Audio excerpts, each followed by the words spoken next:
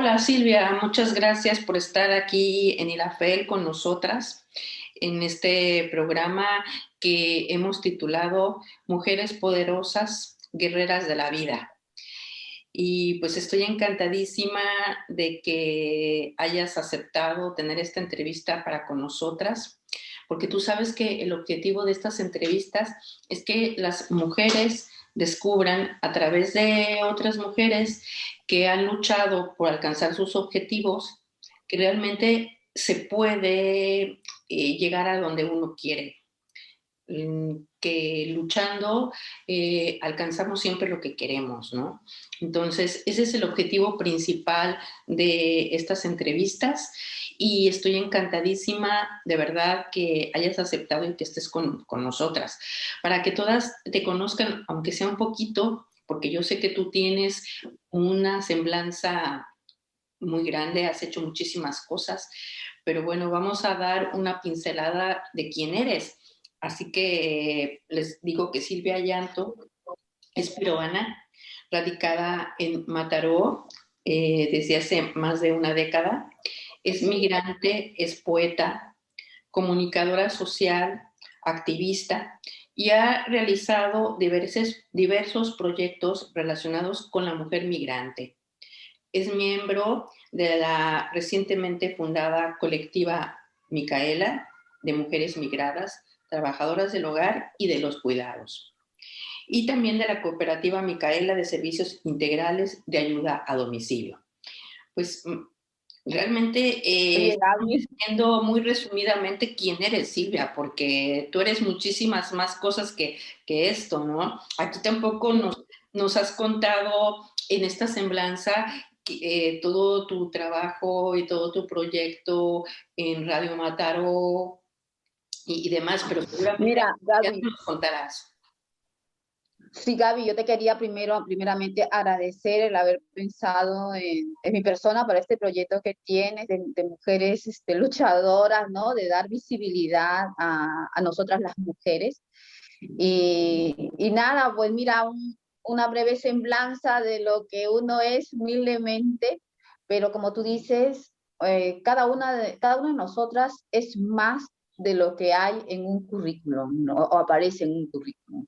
Así es, exactamente. A veces es muy complicado realmente en una semblanza decir realmente quiénes somos y sobre todo creo que lo más complicado es poder plasmar en un papel la lucha que ha implicado llegar a decir, estudié tal cosa o trabajé en tal cosa o lo que sea, ¿no? Eso no se ve en Exactamente. el papel, ¿no? Y eso es lo que realmente aquí nos interesa, esa trayectoria, este momento de donde despegué para llegar a donde estoy, ¿no? Todo por lo que he pasado, las dificultades que he tenido que afrontar, las limitaciones que he tenido que superar. Creo que esa es la parte verdaderamente importante, ¿no? Porque hay veces que vemos entrevistas de personas sumamente destacadas, que a lo mejor conocemos la mayoría de las personas, ¿no? Y lo que te dicen es, ¿a dónde están en la actualidad? ¿Qué es lo que han conseguido, no? Consiguieron unas medallas si son atletas, consiguieron ser senadoras si es que lo son, lo que hayan conseguido. Te lo dicen en ese momento y tú dices, uy, bueno, pues qué interesante, ¿verdad? Pero ¿qué tuvieron que hacer esas personas para llegar a esa situación? Pues realmente eso es ese camino es el que en ILAFEL nos interesa mucho, porque ese recorrido es el que muchas veces hay mujeres que se sienten limitadas a iniciar, a dar el primer paso, porque les da miedo recorrer ese camino, ¿no? Yo sí quiero estudiar tal cosa, pero ¿qué es todo lo que tengo que hacer? ¿Voy a poder? ¿No voy a poder? En fin, todos esos cuestionamientos que nos hacemos.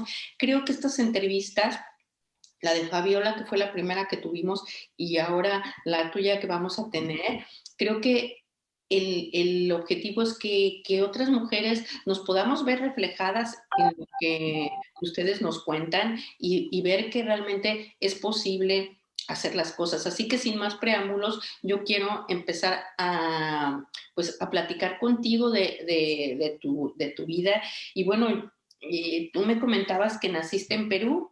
¿Tú nos puedes contar en dónde, en qué lugar de Perú y cómo es ese lugar en donde tú viviste tu niñez?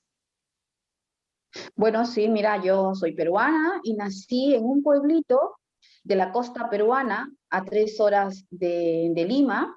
Ese pueblito, cuando yo nací, era una hacienda, la hacienda Paramonga. Posteriormente fue el primer distrito industrial del Perú. Paramonga es el lugar de mi infancia, es un lugar con mucha historia. Hay unas ruinas preincas del tiempo de los chimús, ¿no? Preincas, preciosa, que tiene como vista el mar. Esta es una zona donde hay muchos restos arqueológicos. Yo pienso de que el paisaje de nuestra niñez nos marca muchísimo.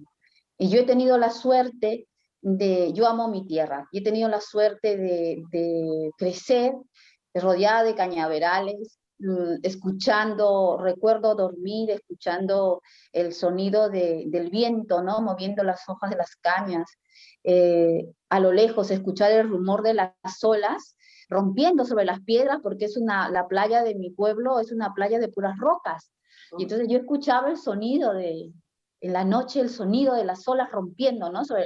Para mí esa es mi infancia, ¿no? El olor me trae el recuerdo de la caña quemada, el paisaje de cuando la caña se quema, porque hay una fábrica de azúcar y otra de papel, pues se quema el cañaveral, ¿no? Y yo vivía frente a los cañaverales. Entonces yo veía el campo de fuego, las llamas de fuego, ¿no?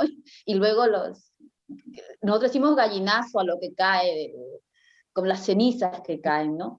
Y luego el olor de la melaza, era una hacienda, hoy, bueno, ahora ya no es una hacienda, pero en ese tiempo el paisaje, el olor, todo eso lo llevo yo dentro de mí, ¿no?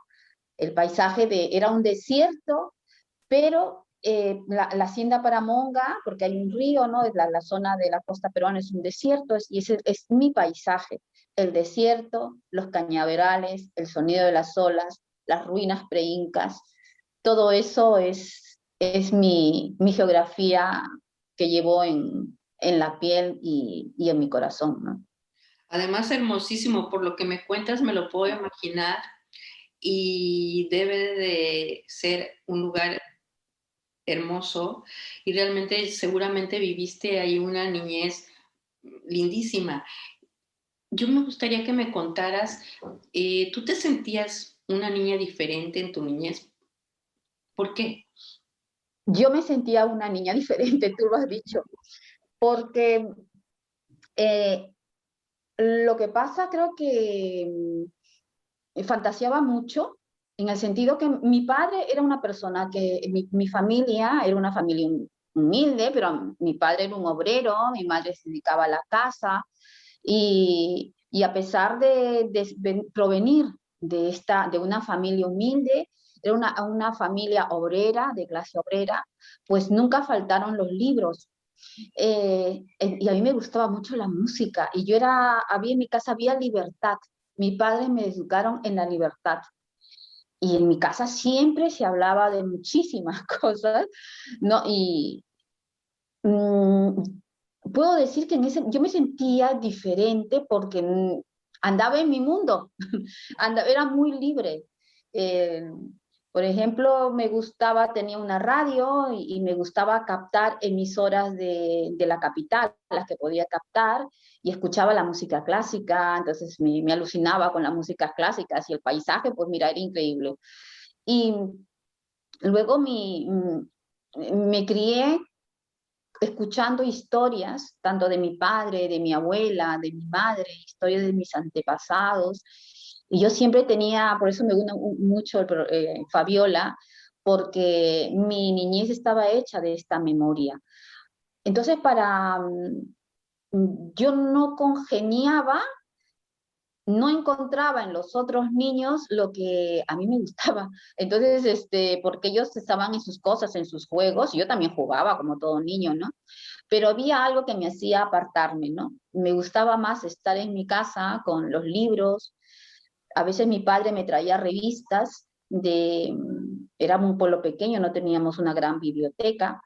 Entonces mi padre, como trabajaba en la fábrica de papel, pues ahí se hace el reciclaje, perdón. Hay un reciclaje, disculpa. No, no pasa nada. Hay un reciclaje de papel, ¿ya? Se recicla el papel. Y en esta fábrica llegaban postales, llegaban revistas internacionales, cosas que no había en el pueblo, ¿no? Y mi padre me traía estas revistas. Y yo disfrutaba muchísimo de este lujo, ¿no? Pero eran revistas y cosas que mi padre traía del reciclaje. Y yo me alimentaba de todo ello, ¿no? Entonces, no solo eran mis clases del colegio, no era lo que me llenaba realmente. El colegio me gustaba porque estaba con los amigos. A mí lo que me llenaba eran los libros que tenía en casa, las revistas que me traía mi padre. Me recuerdo que me traía la Sputnik, me traía revistas de Mundo Desconocido, una editorial española. Recuerdo ver primeras revistas, yo muy chica, en blanco y negro, del Che Guevara, noticias, ¿no? Y claro, yo era una niña, entonces todo eso alimentaba y hacía que también me cuestionaba. Y mi padre, cuando yo le preguntaba, mi padre me respondía, y mi madre también. Y me sentía diferente porque yo decía las cosas tal cual. Y entonces a veces eso no gusta mucho. Entonces, y, y recuerdo que de niña yo tenía mis propios juegos, ¿no? O sea, yo jugaba con los niños, pero aparte me inventaba mis propios juegos. Pero mi mundo y mi familia, mis primas me dicen siempre te veíamos leer, ¿no? Yo estaba tranquila y me podía pasar horas enfrascada en la lectura. Y recuerdo que tiene, por ejemplo, mis primas, es siempre Silvia leyendo, ¿no?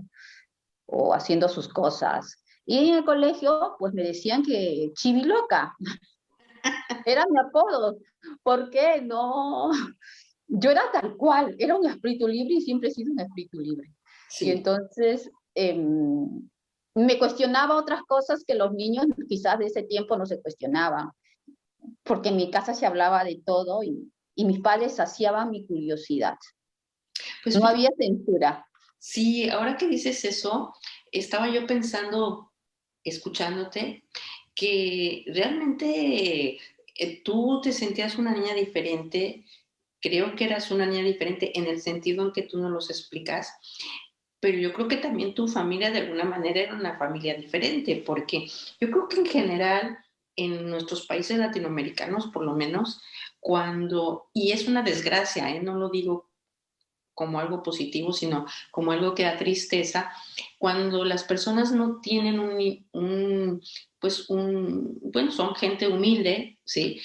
Tienden a tener poca educación, lo cual está mal, porque el tener ingresos económicos medianos o bajos no debería de estar divorciado del hecho de tener una buena educación y de poder tener acceso a todo lo que tú tuviste, ¿sí? Entonces, Claro, realmente eso es excelente que tú hayas podido tener todo eso, pero sí eras diferente, estoy segura, con respecto a otras familias que seguramente tú conocías, vecinos o gente cercana a ti, ¿no?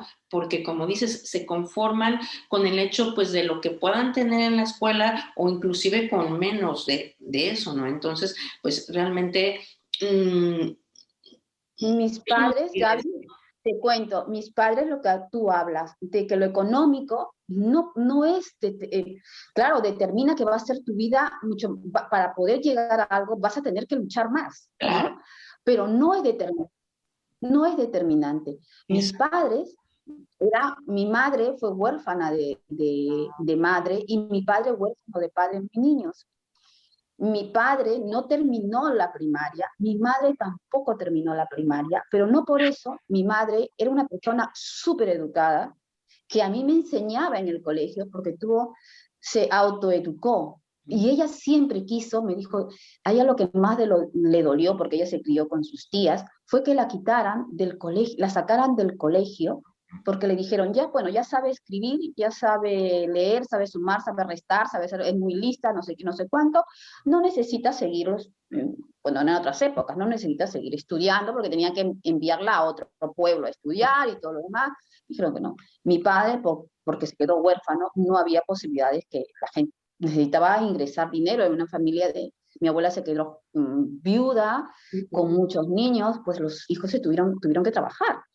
Y mi padre trabajó desde niño y tuvo que dejar el colegio. Entonces mis padres siempre tuvieron esa ansia de educarse. Y de hecho mi padre, que era obrero, tenía unos libros, estudió gracias a los ingenieros que le fueron enseñando, ¿ah? Y él se autoeducó también. Y él tenía sus libros, que yo recuerdo estar en la secundaria, yo veía sus libros y decía, madre mía, si esto es geometría, si esto... Y mi padre lo dominaba todo. Es, ellos querían para sus hijos darle la mejor educación.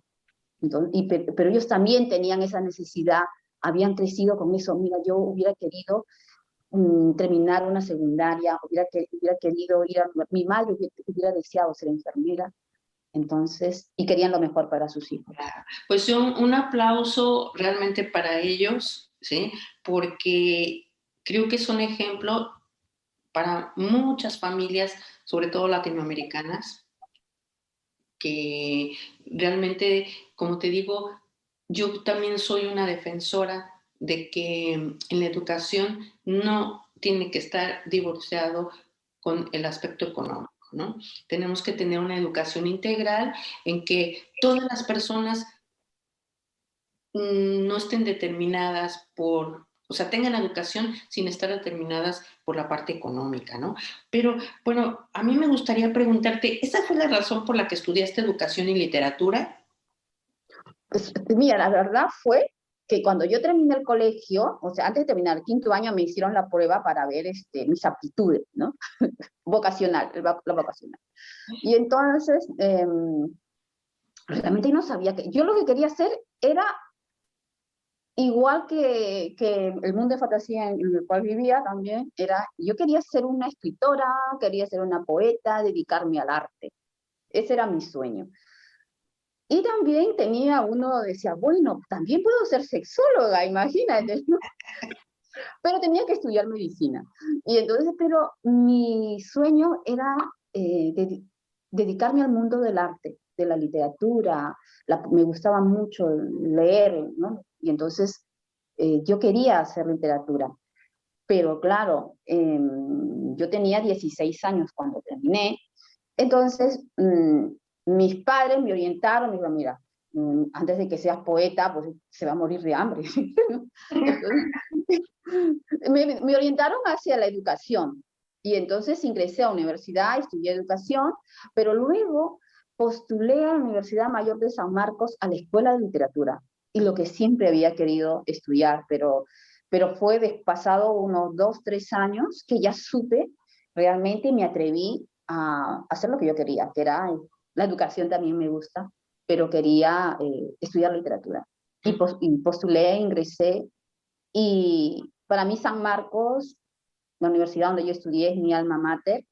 Yo regresé a esa universidad luego de estar aquí 6 años, creo que regresé a Lima cuando publiqué un poemario, mi poemario Línea de Flotación. Regresé a Lima a presentarlo allá, y para mí fue bonito regresar a las aulas de San Marcos, ¿no? Y yo me sentí en casa, así que a mí es mi universidad. Una Así. universidad pública, por cierto. Bueno, pero qué bien que finalmente hayas conseguido lo que te habías propuesto como lo que querías hacer, que es tu pasión, Mi sueño de niñez, ¿no? claro. Mi sueño de niña, ¿no? Y Ese que, era mi sueño y lo logré. y que yo que te conozco, yo sé que has continuado por ese camino, porque es lo que te apasiona, es lo que te gusta.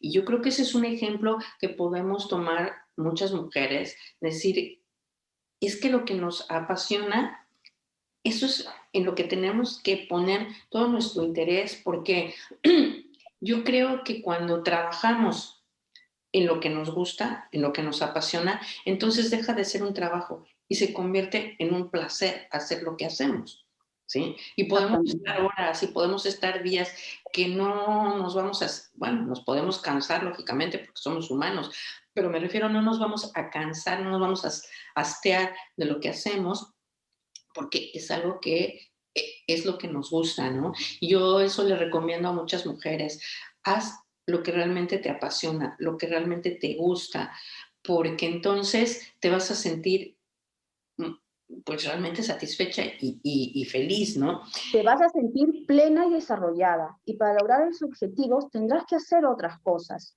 Yo Claro, he trabajado en otras cosas increíbles, ¿ah? Y en todas ellas que no eran de mi carrera, que claro, no eran mi carrera.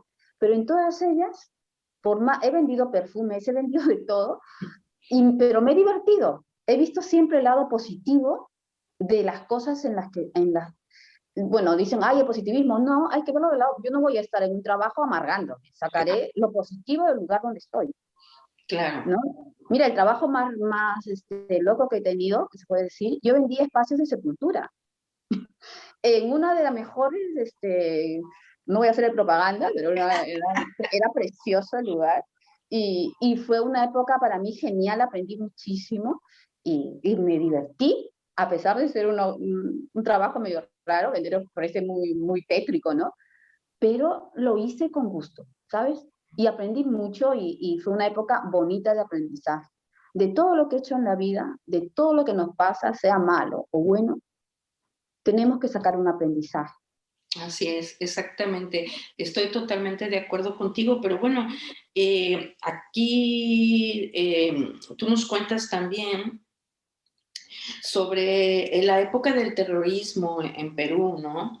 Eh, ¿Cómo influyó eso en tu vida? ¿Nos puedes explicar más o menos qué era lo que pasaba y cómo influyó esto en tu vida? Pues influyó mucho porque, como yo te he dicho, yo nací en Paramonga, en una zona a 3 horas de Lima, y fue una zona donde hubo mucha influencia o presencia de, de Sendero Luminoso y el MRTA, ¿no?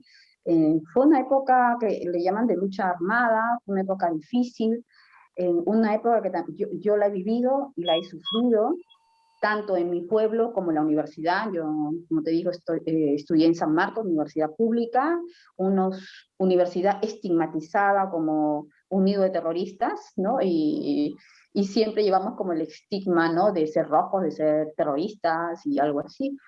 Y no, sí había terrorismo en la universidad.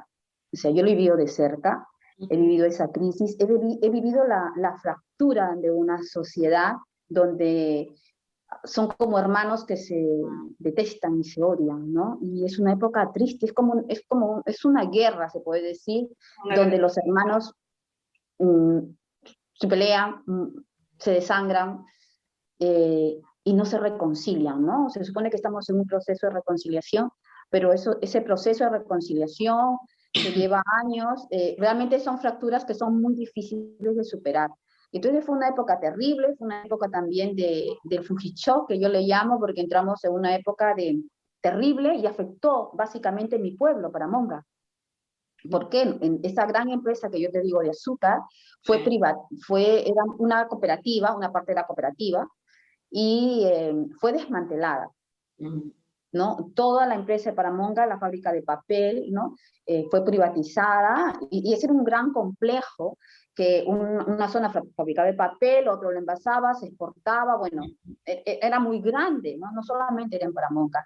Y todo eso se vendió se puede decir que se vendió y se desmanteló. Sí. Entonces, este desmantelamiento influyó muchísimo en mi pueblo porque nosotros éramos para aquí, para la comunidad catalana, como una colonia. Ujú. Dependíamos de la fábrica, ¿no? De las dos grandes fábricas, que eran la fábrica de papel y la fábrica de azúcar. Y la cooperativa, al desaparecer como cooperativa, se puede decir, eh, pues todo el mundo se quedó sin trabajo. Entonces se vendieron las acciones, fue terrible, fue una época terrible para mi pueblo, porque se perdió todo. Entonces, por ejemplo, ahora la nueva empresa que está, ah, eh, que es dueña de la fábrica, también es dueña de la tierra y el cielo. Entonces, eso es imposible. Entonces, ¿cómo es posible, no? Entonces fue una especie de saqueo. Esa generación de los años 90, te digo por mi pueblo, muchísimos de mis vecinos, por ejemplo, de mi barrio, de mi calle, mi generación, estamos todos dispersos por el mundo, porque fue una situación muy difícil y en Paramonga lo vivimos, sufrimos mucho más este Fuji Shock porque éramos como una colonia que nos quedamos sin nuestro sustento, que era la fábrica de papel y azúcar, ¿no? Eso fue lo que pasó en Paramonga. De esa limitación, que lógicamente es una limitación económica, entiendo. Además de esa limitación, pues tuvieron que sufrir algún problema pues de guerrilla directamente en carne propia o Sí, bueno, en la universidad se vivía en mi pueblo también, entonces, claro que sí. ¿Qué te puedo decir? Este es un tema que es muy sensible, pero yo lo he vivido también dentro de mi familia, pero en una familia podías tener a alguien que perteneciera a las Fuerzas Armadas y podías tener a alguien que por su filiación ideológica y por sus creencias ideológicas hubiera entrado en la lucha armada, ¿no? Y había ese enfrentamiento, ¿no? Entonces hay cosas que no, que yo creo que esa juventud de ese tiempo, ¿sabes? Ante la miseria, ante la exclusión, fue una manera de reacción. Tuvieron, mira, podemos solucionarlo mediante la lucha armada. Entonces, yo, ese límite, no, ¿no? O sea, eso era el límite. Yo digo, no, porque la violencia no soluciona nada. Pero eso lo llamaban ellos el costo de vida, ¿no? El costo de la guerra. Y, y muchos entraron ahí, ¿no? Muchos pensaban que esa era la solución. Y esa no era, ellos saben que esa no era la solución. Causó derramamiento de sangre, causó mucho dolor, causó miserias. Hubo en mi pueblo, pueblo vecino, pues yo he tenido vecinos y conocidos que han pertenecido a Sendero Luminoso o al MRTA, pero también he tenido familia que ha sido militar, ¿no? Y tengo amigos y conocidos que, han sido militares, o sea, de los dos bandos, o sea, es como estar en medio. Y aparte he sufrido el estigma de ser, que algunos digan, ah, mira, este es terruca, ¿no? Que San Marcos, o que todos éramos de San Marcos, éramos terrucos. Y entonces cuando he vivido también en carne propia, estando en la universidad, ver la universidad que entraron las fuerzas, la fuerza del orden, las fuerzas militares, los tanques, ¿no? Entonces yo recuerdo eso, recuerdo gracias a Dios no estuve en un momento que entraron los militares y dispararon, entraron con armas. Bueno, la cosa es que en la Facultad de Letras, a un compañero que estaba allí en las escaleras, pues le cayó una bala, ¿no? Y murió ahí desangrado. Entonces, es una época difícil. Yo recuerdo estar corriendo en la universidad porque habían entrado los tanques. Entonces, recuerdo ver también marchas, ¿no? Recuerdo la primera vez que vi en el cerro de Paramonga, por ejemplo, en el cerro lo habían iluminado con el logo, se puede decir, de Sendero Luminoso. Y eso pues te marca. Yo dije, papá, ¿qué es eso, no? Y ya luego te enteras de que hay gente del pueblo que ha entrado ahí y gente que murió, ¿no? Por sus creencias. Y conoces a madres que lloran a sus hijos, que lloran a sus desaparecidos, y conoces padres que lloran a sus hijos que optaron por ese camino de la violencia y que murieron, ¿no? Y los padres no tienen culpa porque su hijo es un hijo, sea un terrorista o sea un militar, ¿no? Entonces, el dolor está, y yo creo que es curar eso, perdonarse mutuamente es difícil. Eso es lo que a mí me tocó vivir. Entonces, toda mi vida ha sido como superar, porque eso es como, yo recuerdo las bombas, recuerdo estar en Lima y estar en un apagón. Yo vivía cerca de la Plaza de Armas de Lima, en Girón Junín, el barrio de Arzobispo en Lima, y era yo muy joven, en los años 90, y a veces había los apagones, como está Palacio de Gobierno, pues se escuchaban las balas, ¿no? Entonces yo recuerdo eso, que mi cuerpo saltaba al sonido de sentir las balas, ¿sabes? No se lo deseo a nadie, ese sentimiento del cuerpo que a cada bala tu cuerpo salta, ¿no? Eh, es una época que no me gustaría volver a vivir, pero sin embargo, en esa época, justamente fue una época de mucha creación poética también. Claro. O sea, tiene de todo, porque tú no vives con el miedo. No se puede vivir en el miedo. Por Pero supuesto. lo que te hace esta época lo que yo saco en conclusión de esta época triste, que fue muy triste y muy trágica en el Perú, que tuvo sus causas, pero creo que hay falta en mi país el entender, el comprender por qué suceden las cosas y el también saber perdonar, porque uno no puede vivir en el resentimiento. Y eso creo que falta mucho en nuestros países. Fíjate que yo creo que has tocado un tema que es importantísimo, ¿sí? Que es el tema del perdón, ¿no?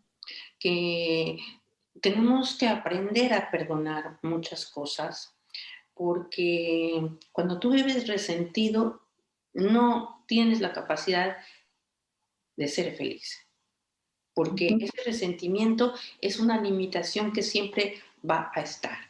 Lógicamente, como yo digo, los recuerdos no los vas a perder porque no podemos borrar de nuestra mente las cosas que hemos pasado, sobre todo cuando lo que hemos pasado han sido temas verdaderamente fuertes que nos han impactado, como lo que nos estás contando, que debe de ser realmente fuerte para quienes no hemos vivido situaciones de ese tipo, pues es difícil entenderlo porque no lo hemos vivido directamente, pero yo sí puedo tratar de ponerme en tu lugar y pensar qué difícil debe de ser joven y no poder ir a la universidad con libertad o con una calma como la que vivimos actualmente aquí en España, por ejemplo, ¿sí? Que los jóvenes van con tranquilidad y tienen una vida realmente tranquila, ¿no?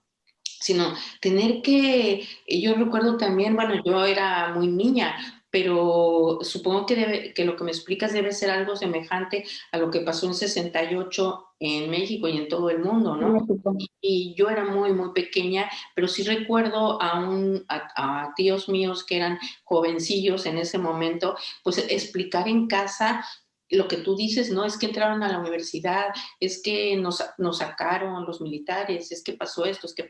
y para los padres, yo recuerdo a mis abuelos, pues sufrir realmente pensando, tienes que ir a la universidad y no te vaya a pasar algo en la universidad o en las calles o lo que sea por el hecho de ser joven en ese caso específico. En el caso de lo que tú me cuentas, pues el terrorismo se dio por otras situaciones más de índole político, pero en concreto creo que a mí me interesa poner hincapié en el hecho de que tú tuviste que superar todo eso para no quedarte, como dices tú, con ese resentimiento y no quedarte limitada por todo eso que pasaste, ¿no? Y yo pienso, y tú me lo confirmarás o me dirás cuál es la situación, eso fue lo que te impulsa a decidir dar el brinco hacia España. Bueno, cuando ya dimos el brinco hacia España fue de una manera, una decisión familiar.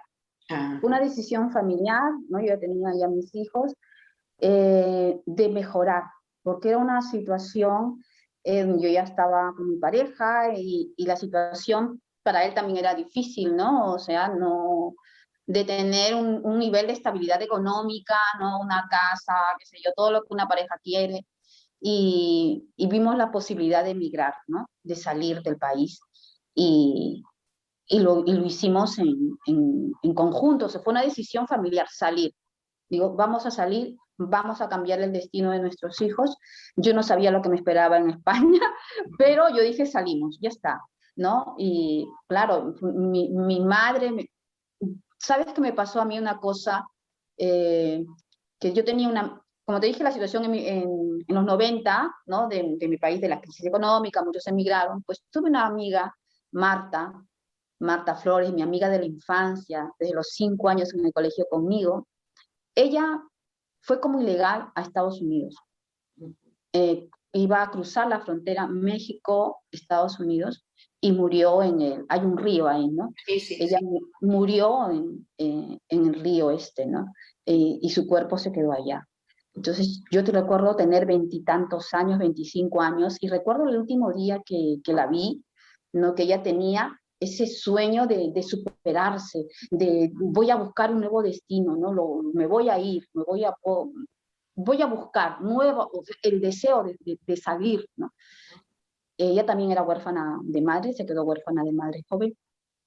Y, y bueno, cuando le sucedió a esto a Marta, mm, yo tuve conciencia de la migración y supe que no era justo que personas tuvieran que salir de sus países atravesando tantos peligros como mi amiga Marta, uy, me voy a emocionar, y morir en el camino. Así es. Yo creo que el tema de la migración, que además es un tema que tú, eh, al que te has dedicado muchísimos años, incluso en la actualidad, es un tema, pues, delicado, es un tema complicado también, ¿sí?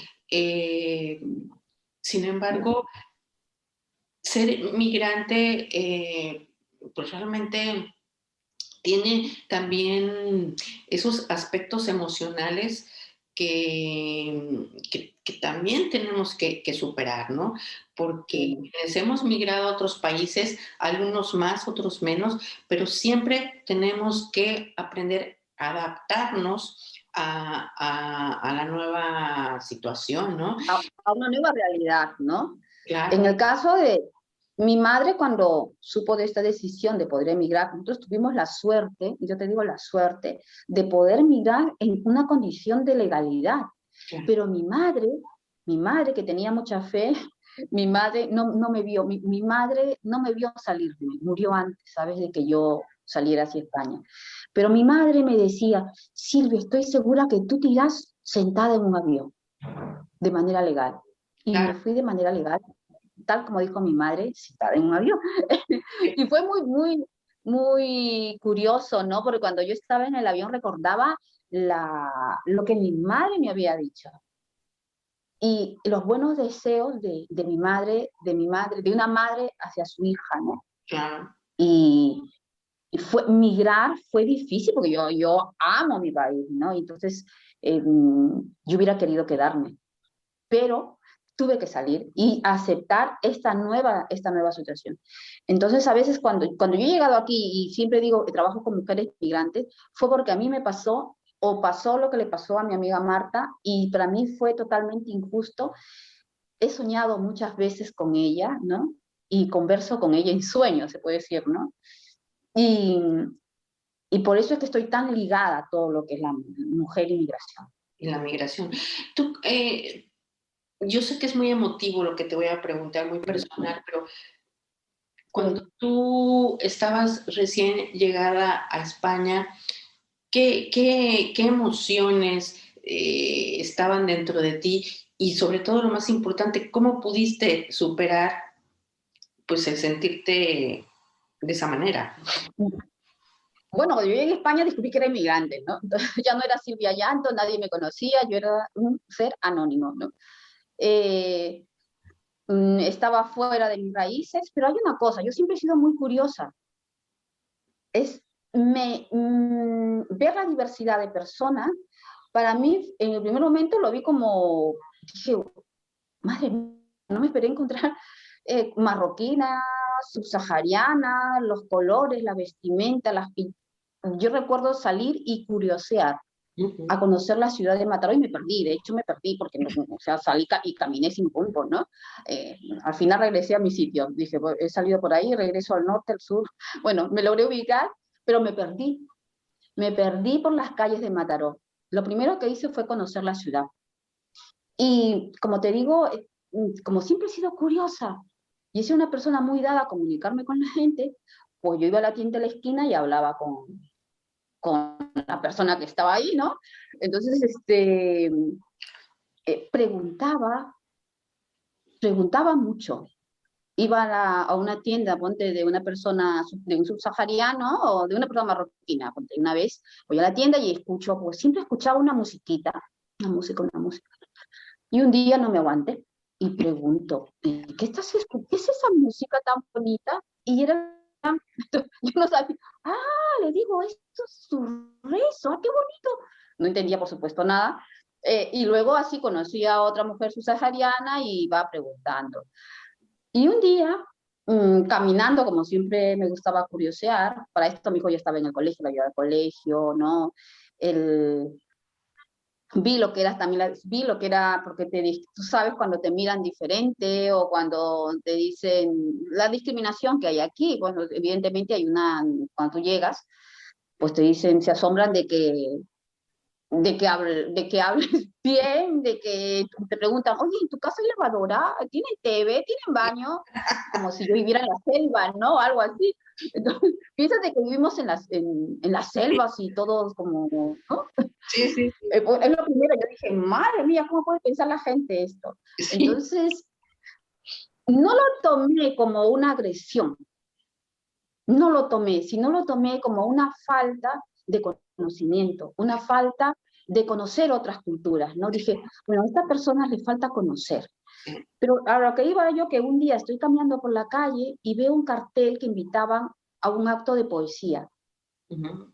Y me fui al acto de poesía. Y en el acto de poesía, al final sube una chica y esta chica invita al público al taller de poesía del barrio, ¿no?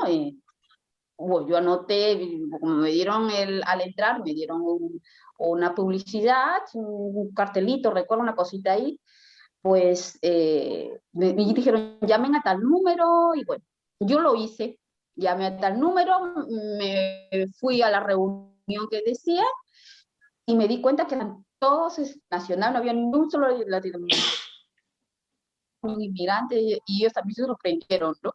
Pero hacía poesía, y entonces me aceptaron desde el primer momento.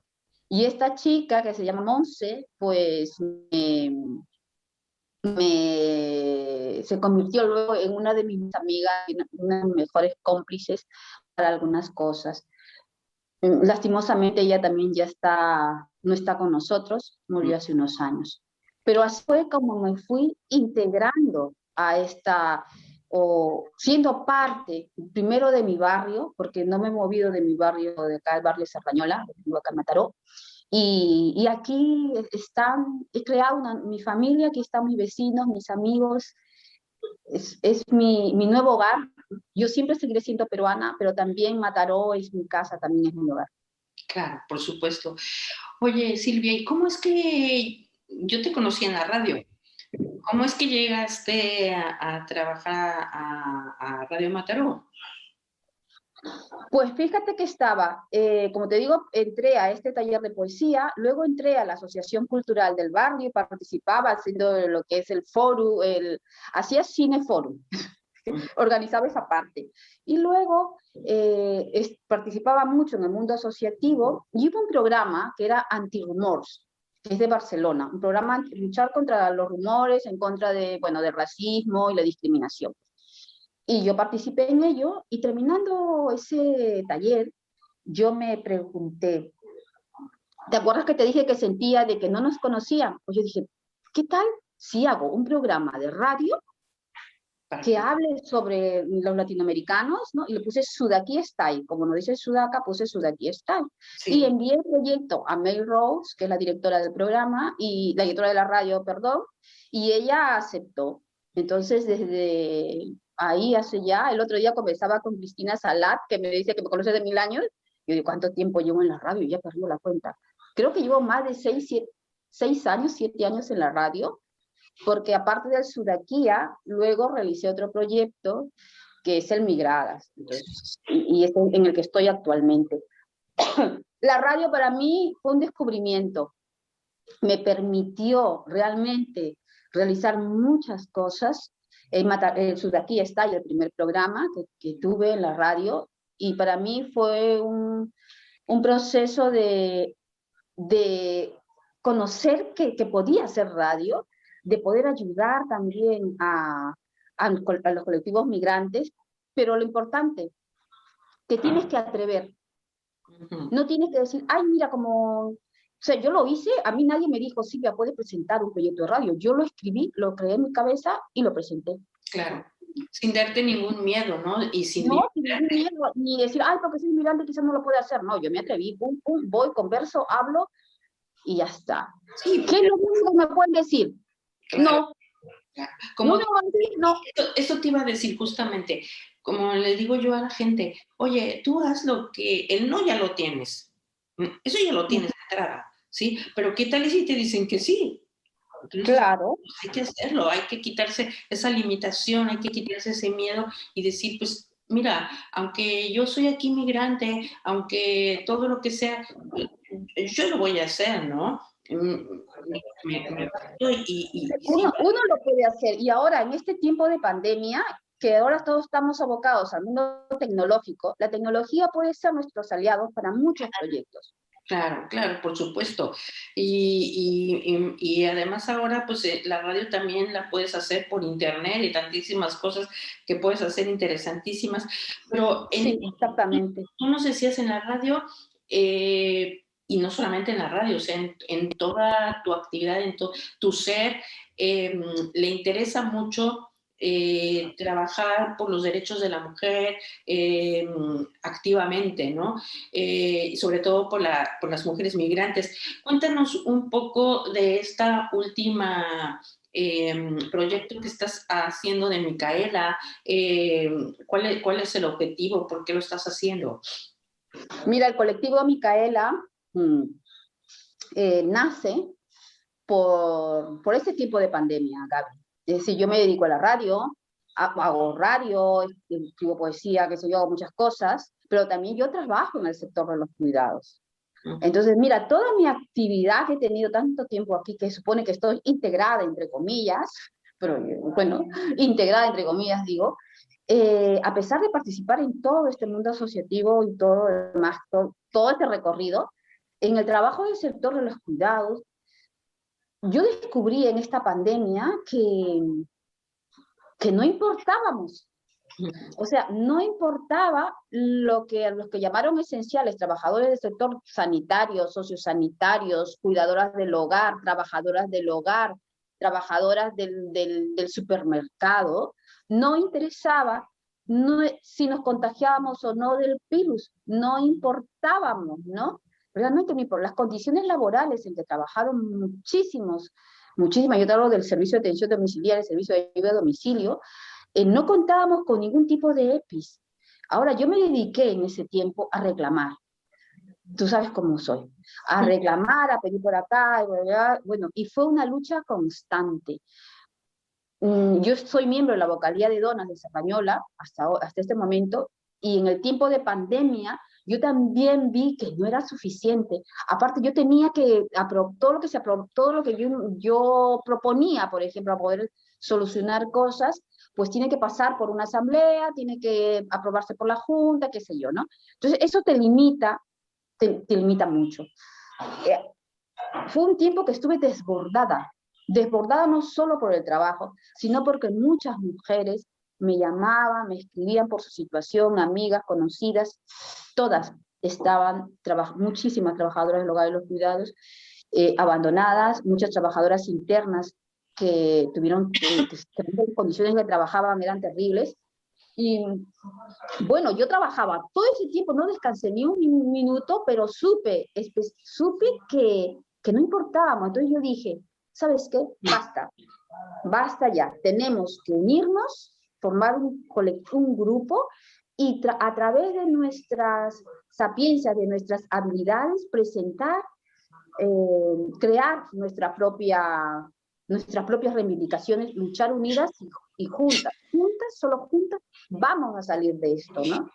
Pues el colectivo Micaela, como te contaba Gaby, el colectivo Micaela es una forma de resistencia migrante, de mujeres trabajadoras del hogar y los cuidados para hacer justicia social, para tomar el control sobre sus vidas, tener autonomía sobre la vida, sobre sus vidas, ¿no? Realmente eso es lo que nos ha unido. La pandemia nos ha unido para tomar el control de nuestras vidas. Mira lo positivo de la pandemia. Te permite visualizar las cosas y tú dices, mira, yo no voy a esperar que otro lo cambie, que otro cambie las cosas. Yo voy a cambiar las cosas. Y eso es, o sea, dentro de todo lo negativo de la pandemia, lo positivo es que una pandemia como esta, tan brutal, permite que tú crees herramientas para poder enfrentarte a ella, ¿no? Y esto partiendo de los propios colectivos, pues es muy, muy, muy importante. Claro, por supuesto. Así es, yo creo que hemos aprendido muchas cosas. Realmente con la pandemia, como digo yo, es importante ver todo lo positivo que hay en ello, porque no todo es negativo. Claro, hay muchas cosas tristes que hemos tenido a las cuales hemos tenido que sobrevivir, pero sinceramente es un aprendizaje si le queremos ver la parte positiva, ¿no? Y bueno, pues siempre habrá algo en cuanto a la pandemia, algo triste, pero bueno, Silvia, yo realmente, después de contarme todo lo que me has explicado sobre tu vida y sobre todo esta última parte de tu trayectoria en que después de todo lo que has luchado, toda esa parte que bueno, en una entrevista tan corta, realmente es difícil que nos expliques todos los aspectos que tuviste que eh, luchar y salir adelante para realmente llegar al momento actual en que eres una migrante, pero realmente que ya estás pues totalmente adaptada a la sociedad y no solamente adaptada, sino eres parte de la sociedad y estás trabajando por ayudar a otras personas que pues son migrantes y que se encuentran pues, realmente en una situación en este momento en que tienen que estar luchando por salir adelante, ¿no? Entonces, eso a mí me parece un ejemplo a seguir para muchas personas, para muchas mujeres, no en el sentido de que se pongan a ayudar migrantes, sino en el sentido de que es la lucha, ¿no? Es la superación de las limitaciones, cada quien en sus propias limitaciones, que serán las suyas para cada quien, ¿no? Diferentes a la tuya, pero como te decía yo al principio de la entrevista, lo importante de este tipo de entrevistas, y por eso las empezamos a realizar, es el darnos cuenta las mujeres que todos esos miedos que tenemos, esas limitaciones que de repente sentimos, pues que podemos superarlas, ¿no? Estas entrevistas pues las estamos realizando a mujeres como tú y como yo que pues somos mujeres normales, por decirlo así, ¿no? Sin embargo, somos excepcionales en el sentido de que somos unas guerreras, que estamos luchando por ser mejores y por salir adelante en nuestra vida cotidiana y por ser excepcionales en el sentido de no dejarnos, como digo yo, tiradas en la cuneta, ¿no? Sino que levantarnos cuantas veces sea necesario y seguir adelante hasta conseguir, pues, ser mejores y incluso, como en tu caso, poder apoyar a otras mujeres, ¿no? Creo que la mayoría de nosotras estamos buscando apoyar a otras mujeres. Y mira, justamente ahora el lunes tenemos el Día Internacional de la Mujer, que precisamente en ILAFEL estamos haciendo un evento en que pues vamos a tener la intervención de varias personas, entre ellas tú misma, que vamos a hablar precisamente de que pues las mujeres tenemos el valor, tenemos la capacidad, tenemos el poder para hacer muchas mejoras por este mundo en el cual vivimos, ¿no? Y hacerlo de una manera proactiva, ¿no? No solamente, como decías tú bien en una parte de la entrevista, no se trata de hacer violencia o salir a las calles a gritar, a hacer violencia, ¿no? Creo que de lo que se trata es a través de nuestro trabajo y de nuestra labor cotidiana, pues hacer esos cambios en la sociedad que realmente apoyen a las mujeres, ¿no? Por Entonces, supuesto, lo que se necesita es transformar, construir y transformar esta situación que no nos gusta a nadie. Mira, yo te diré, Gaby, que el año de la pandemia es el año que más he llorado en mi vida. Es el año que más he llorado. Es un año en que he sentido miedos y he tenido que vencer esos miedos, ¿no? O sea, no todo, o sea, nada es fácil en esta vida. Y tenemos que vencer nuestros propios miedos. El miedo no nos puede paralizar, así, ni las circunstancias de la vida nos pueden paralizar. Yo claro. comenzaba esta entrevista, te contaba de la poesía. Pues mira que yo tenía siempre ese deseo de hacer un taller de lectura feminista y mira, ha pasado tanto tiempo y este año lo logro. El día 9 también estaré en la Biblioteca Casmayer dando un taller de lectura feminista. Vamos a leer a Chimamanda Ngozi, todas deberíamos ser feministas. Y mira, es un sueño que yo tenía, ha pasado tanto tiempo y lo estoy logrando en este pedazo, en esta tierra, ¿no? En este territorio aquí, en Cataluña, y en una zona tan bonita del Maresme, que es mi hogar, ¿no?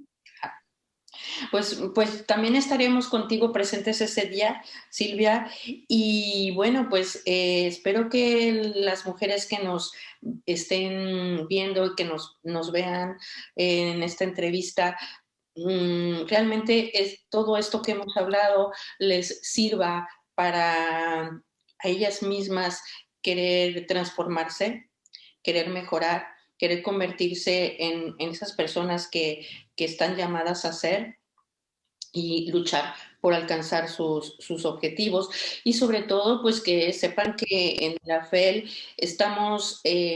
somos varias mujeres, ahora mismo 12 mujeres, que estamos con el deseo de apoyar a otras mujeres para conseguir esa transformación y esos objetivos que tienen en su vida, ¿no? Así que bueno, pues aquí estamos para acompañarlas.